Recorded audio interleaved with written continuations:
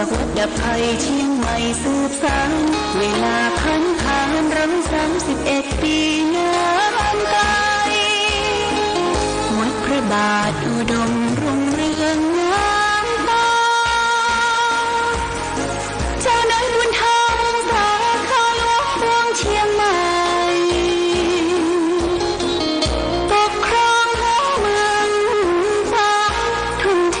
แรงกายแรงใจทุกชาติพันธุ์รวมใจ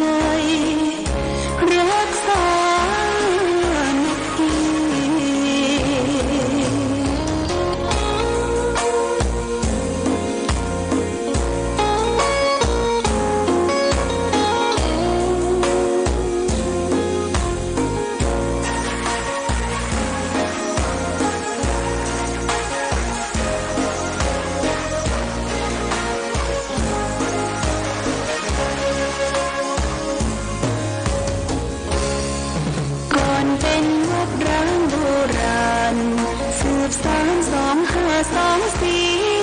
พระมหาราชครูเกษราปัญญาปรมาติกาจารย์จากวัดดับภัยเชียงใหม่สืบสานเวลาพันผ่านรำ31 ปีนานไกล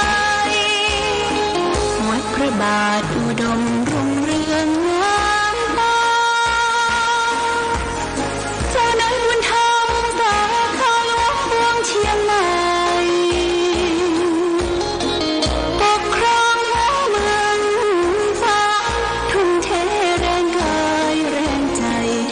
ชาติพันธุ์รวมใจรักษา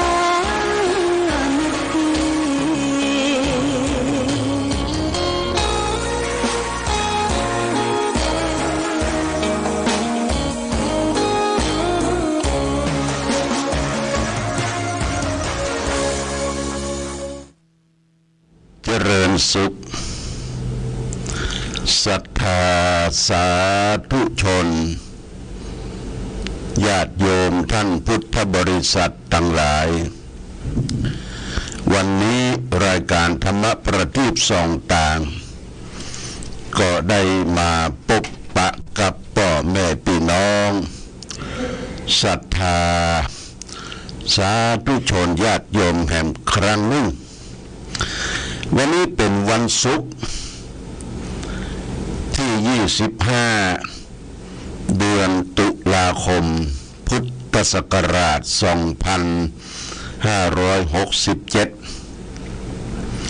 ซึ่งตรงกับเดือน11ใต้เดือนเกี่ยงเหนือแรม8ค่ำวันนี้เป็นวันพระวันศีลเป็นวันศุกร์เป็นวันสุดท้ายของสัปดาห์เดือนตุลาคมเพราะฉะนั้นวันนี้ก็ได้มาพบญาติโยมอยู่2รายการคือภาคเจ้ากับภาคค่ำภาคค่ำบึดก็เอาเปิดสถานีก็ฟังธรรมมรดกธรรมกำเมืองก่อนอาจจะเป็นโลกาวุธิสารากาลินะเทศออกผ่านไปถึงบ้านถึงจองพ่อแม่พี่น้องเสร็จแล้วก็จะได้เข้ามาอู้มาจาทักทาปราศัย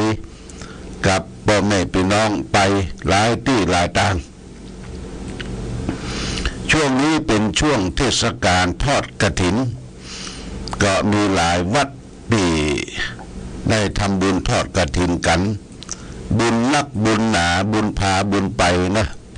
หอมปัจจัยแล้วตาจามเจตนาอย่าไปบังคับกฎเกณฑ์กันทำไปบ่ฮือขาดสายใยของศรัทธาจะทำวัดใดก็ได้วันนี้มีบุญอยู่2ที่คือที่วัดแม่อายหลวงป่นจัดตานเข้าสลากพัดแล้วก็ปุ้นวัดทุ่งจำรองก็มีการตามเข้าสลักพัด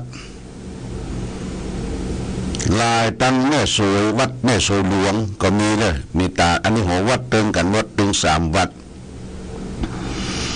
แต่หลวงพ่อจะได้ไปทำบุญทอดกฐินงานที่วัดสวนชาอยู่ตำบลบ้านปิ่นภาคเจ้านี่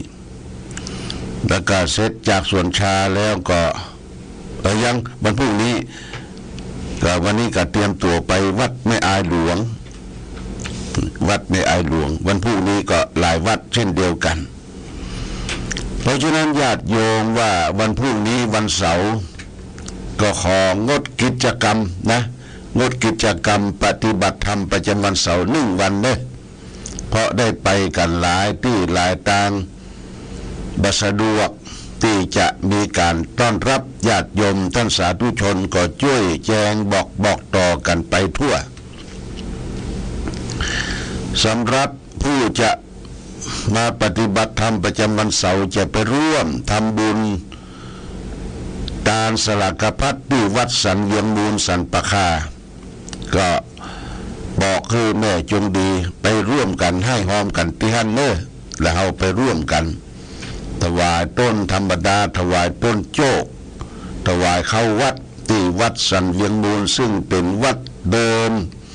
ที่หลวงพ่อได้ไปกึศไปสร้างไว้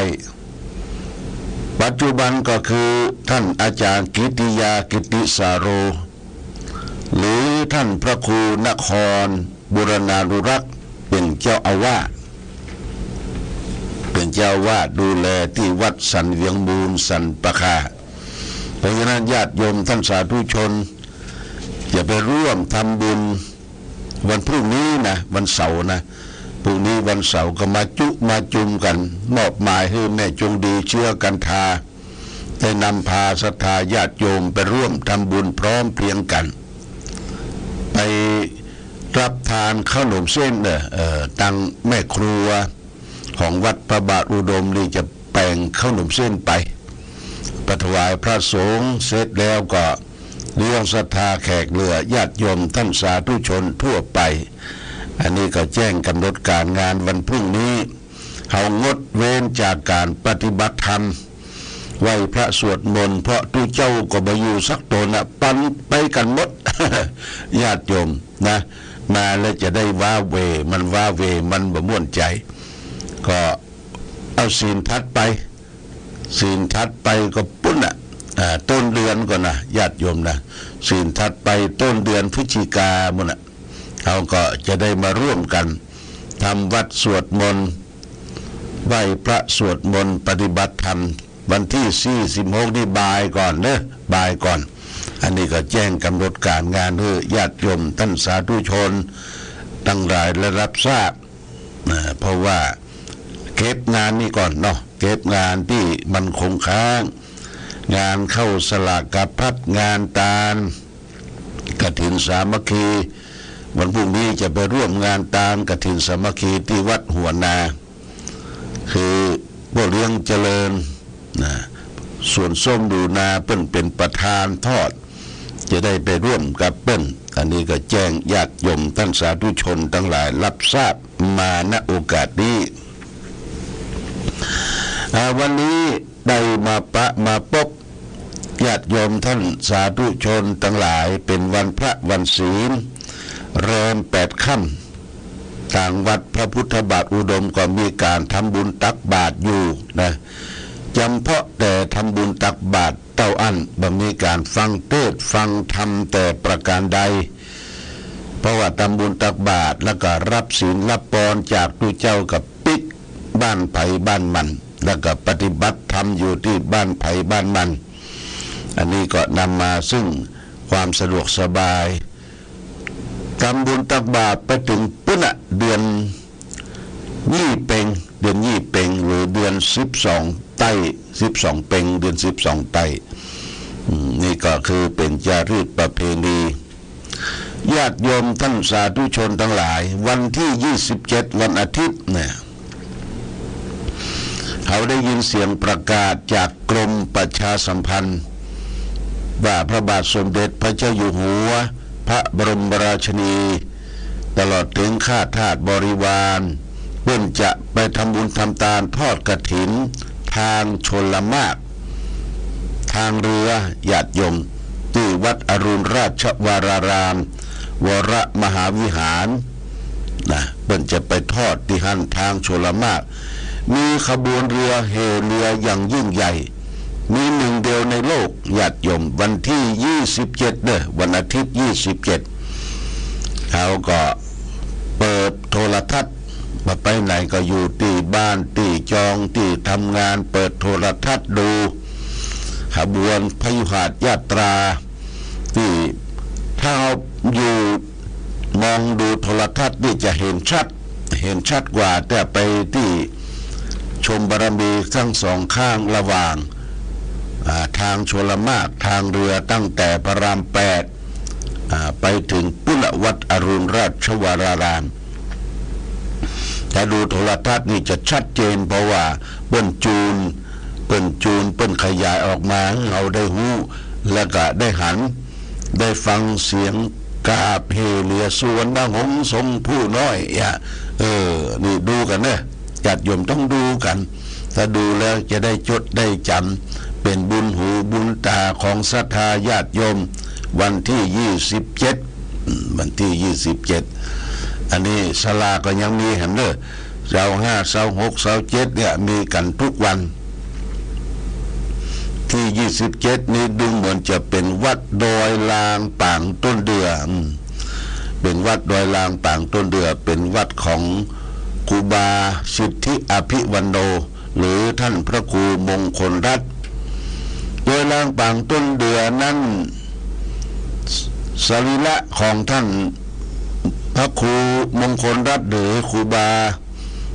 สิทธิอภิวันโนยังอยู่ญาติโยมเปิ้นบะเผาบะจีแต่ประการใดแก่เพื่อศรัทธาญาติโยมทั่วไปได้ไปไหว้สับกราบสักการะขอโจขอปอนยังมีอยู่แต่ไปขึ้นดอยลางก็ได้ประโยชน์หลายอย่างสินค้าโอท็อปของดอยลางก็คือเมี่ยงญาติโยมตู้เมี่ยงนี่อาตมาไปนี่ท่านประยูนหรือท่านเลขา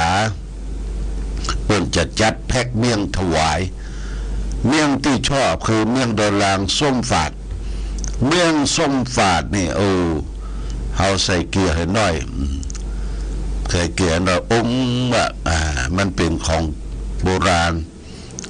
เมี่ยงส้มฝาดนี่สินค้าโอท็อปของดอยลางถัดลงมาก็คือชาธรรมชาติที่เปิ้นเอาไปตากไปอบเป็นธรรมชาติเป็นถุงถุงละ100สูง200กินน้ำชา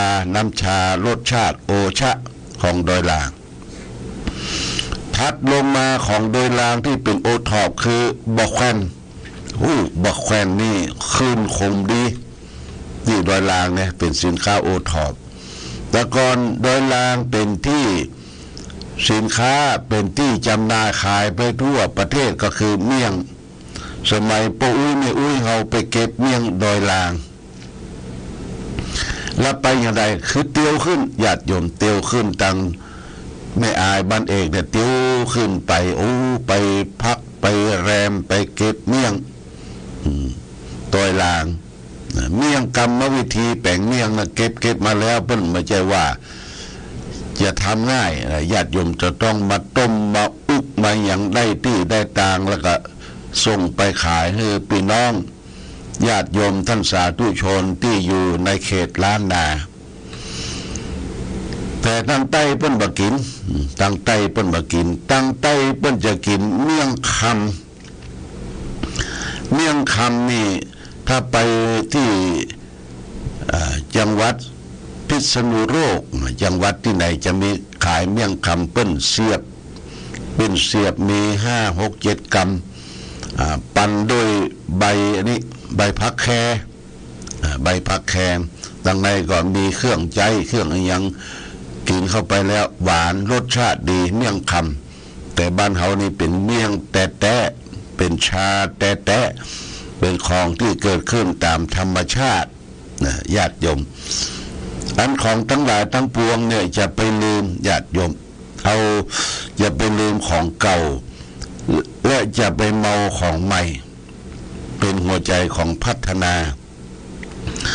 การพัฒนาคือทำสิ่งที่มีอยู่แล้วเนี่ยให้ดีขึ้นเจริญขึ้น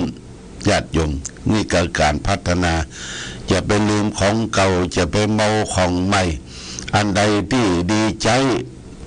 อันใดที่ดีกินอันใดที่จะบ่ให้มันเสียหายก็เอาของเหล่านั้นมาใช้ประโยชน์ของทั้งหลายทั้งปวงเป็นของเก่าเอามาคัดสีจ้องใจมันดีใจอย่างก็ได้ญาติโยมนะอันนี้ฝากไว้ของเก่าของเดิมคนอนุรักษ์รักษาอันที่อนุรักษ์รักษาเนี่ยของที่เขารักษาได้ของให้มันเป็นประโยชน์เนี่ยญาติโยมบางที่บางบ้านอนุรักษ์รักษาขวดเหล้าญาติโยมขวดเหล้าขวดเบียร์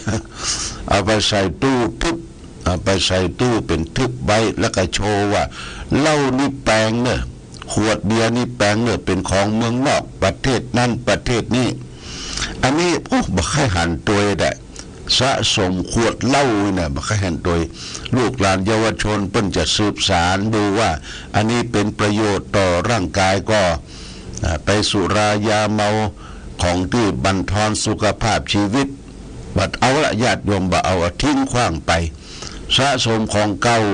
เป็นแจกันเก่าเป็นถ้วยสังคโรคเป็นอย่างนี้และติดชื่อติดนามไว้เป็นดาบเก่ามีดเก่านี่สะสมของเก่าไว้ขวดเหล้าจะไปเอามาสะสมญาติโยมขวดเหล้าเนี่ยมันจะแปลงสักเท่าใดก็ช่างเถอะบัดถ้าไปอวดไปโชว์ว่ามันเป็นของพิษศีลพิษธรรมเนี่ยสะสมของเก่าและจะไปเมาของใหม่ที่มาแปลงมาสู่บ้านเฮาในปัจจุบันนี้ญาติโยมมันบ่ใจอดทนบ่ค่อยอดทนนะมันงามจริงงามจริงสวยจริงแต่ใจการใช้งานบ่เมินเท่าใดมันก็ลุก็ปังก่อนสิ้นไปเสียไปนี่จะไปลืมของเก่าจะไปเมาของใหม่หัวใจของนักพัฒนาจะปลูกพืชให้เตรียมดินจะทำกินให้เตรียมอาหารอย่าพัฒนาการให้เตรียมคนอย่าพัฒนาคนให้พัฒนาที่จิตใจเราจะพัฒนาผู้ใดไผคือพัฒนาตัวเราก่อนเป็นประการสำคัญอันนี้ฝากไว้เป็นหลักคิดแก่ญาติโยมท่านสาธุชนทั้งหลายบัดนี้ได้เวลาละเพราะว่าเป็นกะมาทำบุญทำทานตามขันโตขันเข้าวันพระวันศีลวันนี้ก็ขออำนวยอวยใจญาติโยมท่านสาธุชนเหลือเวลาอีกประมาณ10 นาทีจะหมดเวลาถึง8 โมงก็ฟังเพลงจากสถานีวิทยุชุมชนของคณะสงฆ์ของเพื่อฝางของเฮาต่อไปรายการธรรมะประทีปส่องต่างต้องขอลาก่อน